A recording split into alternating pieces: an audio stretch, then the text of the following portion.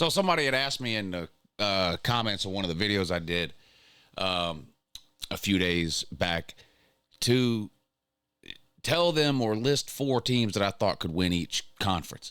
And as I started to type the answer out, 3 things kind of dawned on me as I was typing out the answer. Number 1, it's a lot harder to do than you might think, because there are some conferences that it's hard to narrow it down to 4. That's number 1. Number 2, there are some conferences where it's hard to come up with 4 teams that you think have a legitimate shot of winning it. And number 3, this answer that I'm typing is so long-winded, I might as well delete it and just make a video. So here we are. So, and I want to know from y'all down below, try to list out 4 teams. If you don't want to do every conference, just, type, list, say a conference and then the 4 teams, just ACC and then name the 4 teams if you don't want to do them all. But it honestly was a lot harder than I thought it would be. So I said, well, let's just hit record, make a video, and talk about it for a few minutes. So I'm going to start with the SEC. Now, I think there's a couple of obvious ones here, and I think that's Georgia and Texas. Texas, of course, made the playoffs last year. They returned their coaching staff. They returned their quarterback. Georgia returns their quarterback, returns their coaching staff. Georgia is the favorite to win not only the SEC in terms of the betting market, but the favorite to win the national title. Texas has the second best odds to win the SEC, and second or third odds, depending on where you look, to win the national title. I think everyone would agree. Maybe you don't think Georgia's winning the SEC. Maybe you don't think Texas is winning the SEC. I think most people would have both of those teams, though, in a list of 4 teams that you think would have a shot to win the SEC. So, at least in my mind, those were pretty easy to come up with for the SEC. And then you have to come up with 2 more. But you only can come up with 2 more. That's what makes this kind of hard to do, because if you were just to ask me, Lou, name some teams that could win the SEC next year. Well, Georgia, Texas, Bama, Ole Miss, LSU, Missouri, Tennessee, whatever. You might be able to come up with 8 or 9 teams that you think might have a shot of winning the SEC. Narrowing this thing down to 4, though, not easy. So I'm going to start with Georgia and Texas. That's 2 of the spots. We've got 2 left. I think Ole Miss needs to be on the list. They have one of the easier schedules in the SEC. There's not really any easy schedules this coming year in the SEC, but compared to some of the other schedules that are out there, theirs is on the easier side. They don't play Bama. They get Georgia at home. They just have a favorable schedule. They finished in the top 10 last year. They won 11 games for the first time in school history. They have a lot coming back. Lane Kiffin cleans up in the portal every year. A lot of reason maybe you'd have Ole Miss there. And then you move on to the 4th one, and to me, anyway, it comes down to 3 teams: Alabama, LSU, or Tennessee. Which of those 3 teams do you think has the best shot of actually winning the SEC? I'm going to start with Tennessee. I'm going to take them off the list. I do think Tennessee is a good team. I don't know if they'll be as good as they were in 22. The year they beat Bama. They beat LSU that year. They did lose to Georgia, and then a kind of a disappointing loss to South Carolina, but they went 10-2 in the regular season. Last year, of course, they regressed a little, 8-4, I think it was, in the regular season. So I think they'll be better than they were last year. Will they be as good as they were in 2022? Well, that's going to come down to their quarterback, Nico. And look, specifically between Tennessee, LSU, and Bama, Bama returns a quarterback. They've got an all-new coaching staff, though. Tennessee returns the coaching staff, but they've got a new quarterback. LSU returns most of the coaching staff. They've got a new quarterback, but he's got a lot of experience, including some starting experience with Nussmeier. So, again, we're trying to narrow this down to just 4. So I'm taking Tennessee out. They got to play on the road at Georgia. They host Bama. They play on the road at Oklahoma. They play Florida. Now, Florida's bad, and they get Florida at home, but Florida has been sort of the Achilles heel for Tennessee. So, I don't know. I just, for the purposes of this video, having to narrow it down to 4, Tennessee doesn't make the cut. That doesn't mean I don't think Tennessee's got a chance to win it. We're trying to come up with just 4, so I'm going to have to take Tennessee off the list for here. So that leaves us with Bama and LSU. and this is a tough one. LSU's got to get a lot better defensively if they've got any chance of winning anything. Never mind winning the SEC or making a college football playoff. Bama, I think Jalen Milroe's got to play better. I've got a lot of questions about Kalen DeBoer. You know, they've got a talented roster. How are they going to perform under Kalen DeBoer versus, you know, what they were doing under Saban? And it's not just Saban that's gone. It's the entire coaching staff is brand new there. Culture shock a little bit going on there. I'd probably still lean Bama over LSU at this point, I think. Again, it doesn't mean that I think LSU can't win it. We're trying to come up with 4 here. So I guess for the SEC, my 4 would be Georgia, Texas, Ole Miss, and Bama. It was easy for me to come up with Georgia and Texas. I had to think a little bit, then kind of threw Ole Miss in there at the 3rd spot, and then it really was difficult on number 4 for me between Alabama, LSU, and Tennessee, but I'm going to settle on Alabama. Let's look at the Big Ten. Michigan is the defending champion 3 years in a row. They beat Ohio State 3 years in a row. They made the playoffs 3 years in a row. They won the national title last year. I don't think they're the favorite to win the Big Ten this year, though. They just lose too much. Entire coaching staff gone. They promote Sharon Moore, but Harbaugh took a lot with him to the NFL. They lose a lot of pieces off of last year's team, including the quarterback and some key pieces defensively. Doesn't mean I don't think Michigan can't make the playoffs, but where I start in the Big Ten is with Ohio State. They've been the most talented team in the Big Ten each of the last 3 years while they were busy losing to Michigan. I mean, that's no disrespect to Michigan or disrespect to Ohio State. It's just the reality. You just look at the roster top to bottom based on recruiting and transfer portal additions and things like that. They've had an extremely talented roster, just haven't been able to get it done at the end of the year against Michigan. But they do return their coaching staff. They absolutely racked up in the portal this year, more than any other year we've seen at Ohio State. Quinshon Judkins is going to be an immediate impact player at the running back position. They upgraded at quarterback by getting rid of McCord and going to get Will Howard. They got Caleb Downs, safety from Alabama, who's one of the best safeties in the country. They've upgraded through the portal in those 3 positions. Clearly, they're going to have one of the best wide receiver rooms in the country again because they do every single year, and they return a ton from a defense last year that was drastically improved over anything we've seen Ohio State do defensively in several years. I think Ohio State is a legitimate contender, not just to win the Big Ten, but to win the national title. So I would have Ohio State in my top 4 Big Ten teams' chance to win the Big Ten without question. And then I think I would go with Oregon at 2nd. I really like what Dan Lanning's been doing at Oregon. And even though Oregon's been in the Pac-12, Dan Lanning has been building a SEC Big Ten team since the minute he set foot in Eugene. Building the team from the inside out, working on the lines of scrimmage. They've done well in the transfer portal. They also do well recruiting. They've got a stacked roster, not as stacked as Ohio State, but I think Oregon might have the 2nd best roster in the Big Ten. Now, and they host Ohio State. They don't have to play Michigan.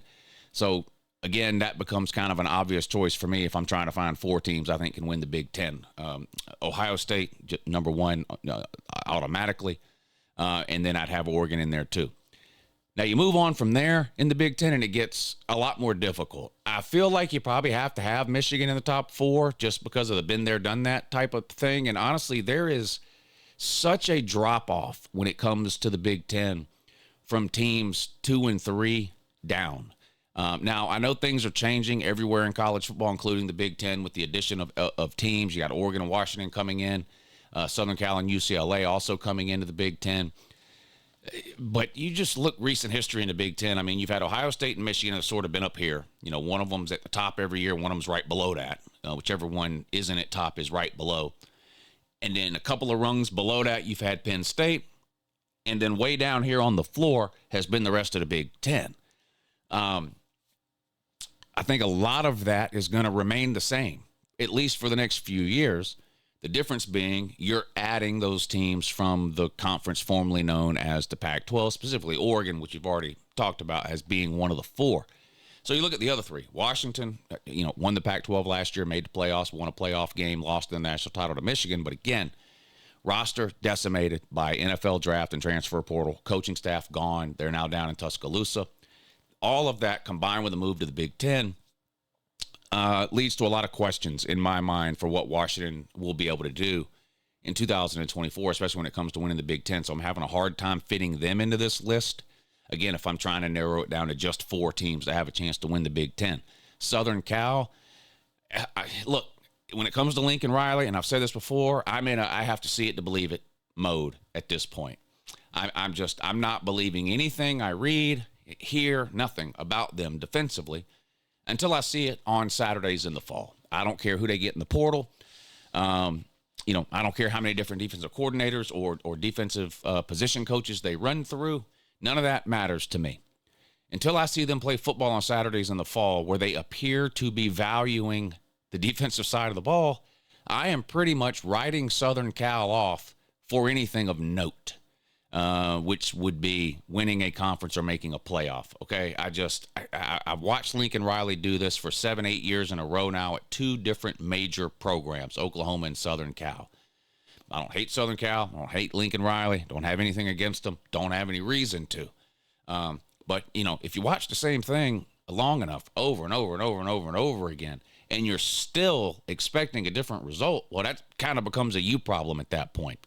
So I'm not suggesting that Lincoln Riley and Southern Cal can never fix the defensive side of the ball, but I am telling you that I've got to see it before I'm willing to believe it at all. So they're not going to make my list of 4 teams, and UCLA is a garbage can that has also lost their coach and a lot of talent to the portal. So as far as the teams moving into the Big Ten, other than Oregon, hard to find one you could put in the top 4 in terms of who do you think could win the Big Ten. So that leaves us still with just Ohio State and Oregon. Penn State's been the 3rd team kind of in the Big Ten year after year after year after year behind behind Ohio State and Michigan. Now, they returned their coaching staff for the most part. They did lose Manny Diaz. He's now the head coach at Duke. He was the defensive coordinator there, but they returned a ton of talent defensively, including what might be one of, if not the best linebackers in the country. They returned 2 really good running backs, Drew Aller in year 2. I'm off the hype train. I was very disappointed in Penn State yet again offensively last year, specifically at the quarterback and the skill position areas. Now, they've got to get better there. But again, who in the Big Ten? Look, I understand the Penn State skepticism, okay? And I'm not on here telling you I think Penn State's going to win the Big Ten. Again, we're trying to come up with a list of 4 teams we think have the best chance to potentially win the Big Ten. Outside of Oregon and Ohio State, and maybe some of you want to throw Michigan in there.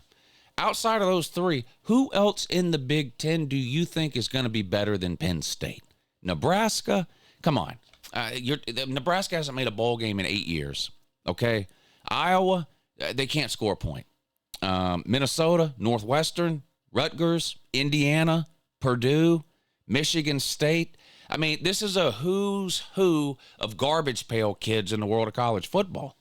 I think you have to have Penn State on the list. So then it comes down to Michigan and whether or not you think they would be one of your 4 teams, because so I've got Ohio State, Oregon, and Penn State, and then I've got to decide on a 4th. I've got to decide, do I think, is Michigan that 4th team, or is there a diamond in the rough somewhere in the Big Ten that could take a significant step forward in 2024 and actually have a better shot than Michigan of winning the Big Ten? And I just don't think there is. I think Nebraska will take a significant step forward this year 2 under Matt Rule. His track record speaks for itself. They had a great recruiting class, relatively speaking, and they did all right in the portal as well. I think they'll take a big step forward. Enough of a step to compete or potentially win the Big Ten? No, I don't think they're anywhere close right now to being able to compete with an Oregon, an Ohio State, or even a Penn State. And I just don't see anybody else in that league that I have anywhere close to enough faith in to put them ahead of Michigan. So I'm going to include Michigan in my list of 4 Big Ten teams. So again, Oregon, Ohio State, Penn State, Michigan would be my 4 Big Ten teams that I would have as the best shot of winning that conference in 2024. Moving on to the ACC, this is extremely difficult here because I'm not convinced there's going to be a top 15 team at all anywhere in the ACC. Now, somebody from the ACC is going to make the playoffs because of the way the format is structured now with the automatic qualifiers for conference winners. Somebody's going to win the ACC, and that somebody's getting into the playoffs. It could be somebody at 10-3. I don't know. Florida State was really good last year, but because of the way they built that team, it's almost completely gone now. The portal is great to plug holes. You reach sort of a tipping point when it comes to the portal where it almost becomes detrimental to you, at least in terms of sustaining success over the long run. Because whereas with a high school recruit, you sort of get him as a freshman, you can put some muscle on him, work with him, let him learn your offense or defense, and then year 2 he plays a little, year 3, he starts, maybe he comes back and plays a 4th year, that kind of thing. When you're bringing these sort of mercenaries in through the transfer portal, you're lucky if you get 2 years out of them. And then they're gone. And that's what's kind of happened with Florida State here. Keon Coleman is gone. The other wide receiver, Wilson, is gone. The running back, Trey Benson, is gone. Their quarterback, Travis Hunter, is gone. Jared Verse is gone off the defense, as well as a lot of other players. They just lost a ton. And again, they don't recruit at the level to where they've got that sort of talent to backfill for those players. Now, they're continuing to use the portal every single year, which is a good thing, and they brought some more talent in this year through the portal. And I don't think they're falling off the map. But if you're going to ask me right now, do I think Florida State 2024 is going to be better or worse than Florida State 2023? I'm going to say worse. So to me, that opens up the door in the ACC potentially for a handful of other teams. So who would those other teams be, again, if we try to come up with 4? I think Clemson will be a front runner in the ACC yet again. They return a lot of talent on the defensive side of the ball. You all know the questions and sort of concerns and criticisms I've had of Clemson over the last couple of years, and I still have all those. I think their quarterback is not very good. I think their offensive line is borderline terrible. They don't have any wide receivers to scare anybody. Offensively, Clemson is a shadow of what they used to be 3, 4, 5, 6 years ago during their title runs. They don't even resemble those offenses at this point anymore. Defensively, they're hanging in there. But offensively, they've got a lot of issues. After that, it's really, if you want to pick we got to pick 4. So, I think Florida State and Clemson are the obvious to put in the 4 teams in the ACC that you think might have the best chance to win it. After that, not so obvious. You're really banking on a team making a huge step forward if you're talking about somebody other than Clemson or Florida State winning the ACC in 2024. So who could those teams potentially be? Miami? It seems like Miami is 1 year away every year for the last 20 years. Virginia Tech, they've got a lot of hype this offseason. They ended the season strong, 6-3 in their last 9 games. They returned almost every single key contributor from last year's team. They in turn returned their entire coaching staff, and they've got a favorable schedule. I would probably put Virginia Tech in my list of 4 teams that I think have a chance to potentially win the ACC. In fact, I will put them in. So that's Florida State, Clemson, now Virginia Tech. We got to find one more. I'm probably going to go NC State here because that's really the most obvious choice. Dave Duran, they returned some talent. You look at their schedule, it sets up nice too. But then you've got some other teams you have to at least consider. Louisville, North Carolina. What about the fall off at Duke? How big of a step forward, if at all, is Syracuse going to take this year with a new coaching staff? I mean, these are just they're such unknowns. It makes it hard to sort of put them into a 4-team list of teams you think have a legitimate shot at the ACC. So I guess I'm going to go with Clemson, Florida State, Virginia Tech, and NC State for my 4 teams out of the ACC. And finally, we move over to the Big 12, and it's another one that's a complete mess. You're almost blindfolding yourself and throwing a dart at a list of teams here, trying to pick a winner. I think one of the obvious ones is Utah, the most consistently good team in America, probably over the last 20 years. They've been consistently good even longer than Alabama has been consistently good. In fact, if you go back to the early days of Nick Saban, 2007 and 2008, what was he doing at Bama? Well, he was busy losing to that consistently good Utah team in a bowl game. So they're one of the most consistents in all of college football. Maybe they never win a national title, and I don't know if they will or not, but maybe they won't. But they're damn sure going to win 10 games a year almost every single year. I know they didn't last year, but a whole list of reasons why that was, most notably Cam Rising, who comes back this year. I think you'd have to have Utah on that list. Now they're out of the Pac-12, moving into the Big 12. So they're going to be playing in a lot of unfamiliar environments, stadiums they never played in before, that kind of thing. But if you're going to, I don't care what conference Utah is in. If you're going to make a list of 4 teams, you're probably going to have Utah in it. They're just so consistently good. Oklahoma State is a team that I am a little bit higher on than most other people I've talked to this offseason. I would have Oklahoma State in my list of 4 teams that I think could potentially win the Big 12. They return that running back, Ollie Gordon, is that his name? He's going to be one of the best running backs in the country and a potential Heisman candidate. They've got to get a lot better defensively too, if they want to actually have a shot at winning the Big 12. But Gundy's been there forever, another guy that knows what he's doing when it comes to coaching college football. I think they would be in my list of 4. Arizona was really good last year, and up until the minute they lost their coach to Washington, I might have had Arizona as my favorite to win the Big 12. I love the quarterback that they have coming back, that Noah Fatita. He's one of the most exciting players to watch in all of college football. I hope more people will watch him this year now that he's in the Big 12. Last year at Arizona, not a lot of Arizona games came on TV in prime time or afternoon. There was a lot of late night stuff that just a lot of people didn't watch. He's one of the most exciting players in college football, though. So if you're a college football fan and you didn't get a chance to watch Arizona play last year and see that quarterback, watch an Arizona game or two this season if you can. He's really fun to watch. But I think I'm probably still going to put Arizona in my list of 4. So we got Utah, Oklahoma State, and Arizona. And after that, I mean, Colorado, I'm sorry. I got to see it to believe it type of thing. I still have questions about their lines of scrimmage. I know they've tried to address it. We'll see if it works. I'm not convinced it will. Can Travis Hunter make it through an entire season playing 200 snaps a game on both sides of the ball? Anyway, I don't want to. If I start talking about Colorado, that this entire video will turn into that. So just move on from there. I'm not going to put them in my list of top 4 teams with best chance to win the Big 12. So Utah, Oklahoma State, Arizona, Colorado's off the list. Then you got sort of your TCUs, your Baylors, your Texas Techs. I'd probably cross all of them off the list, although I am still a little higher on Texas Tech probably than I should be, and probably a little higher than most other people are. I was really high on them last year, and they disappointed me. Kansas State is a team I think could surprise a lot of people this year. I was very impressed with their quarterback in the bowl game. Avery Johnson, is that his name? He's going to be taking over as a starter this year. West Virginia, one of the most surprising turnarounds in all of college football last year. Can they keep that going again this year and potentially compete to win the Pac-12? I think for my 4th team, I'd go with Kansas State, though. Kansas appears to be headed in the right direction. West Virginia appears to be headed in the right direction. Colorado, we'll see how much they can improve. You've got all the Texas schools that I named, TCU, Texas Tech, Baylor.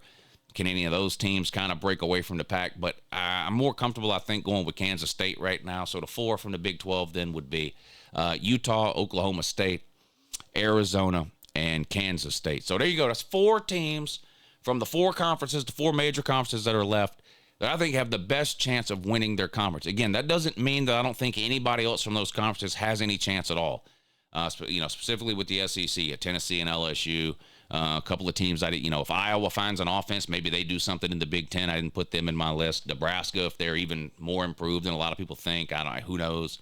Whatever, so forth and so on. So those aren't the only 4 teams from those conferences that I think have any shot at all, but they're the 4 teams I think right now have the best shot. Anyway, let me know down below where you think I'm wrong, and have a good morning, also in 2.